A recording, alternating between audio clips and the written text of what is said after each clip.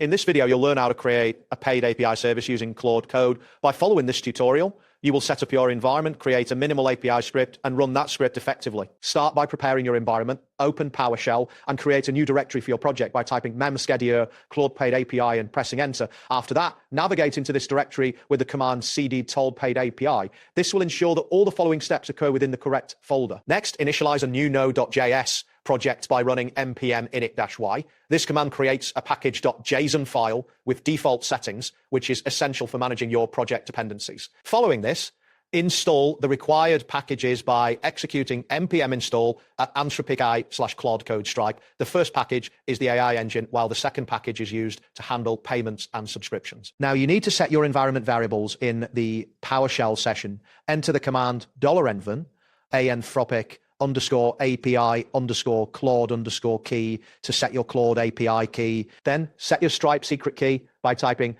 $end stoprape _secret _key your _Stripe _secret. Make sure to replace your _Claude key and your Stripe secret with your actual key. These keys are necessary for authenticating your API requests. After setting up the environment, it's time to create the minimal API script.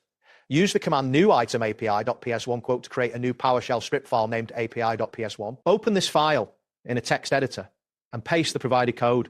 This script includes functions for checking payment status and for querying Claude with user questions. Ensure that you understand the script and customize any parameters as needed, especially the customer ID in the example usage section. Once you have added the code, save the file and return to PowerShell. To run your API script, type PowerShell-file API.ps1 quote and press enter. This command executes the script you just created. If everything is set up correctly, the script will check if the specified customer has an active subscription. If the subscription is active, it will query Claude and return the response. Otherwise, it will indicate that payment is required to access the API. That wraps up today's guide. Thanks for watching and catch you in the next tutorial.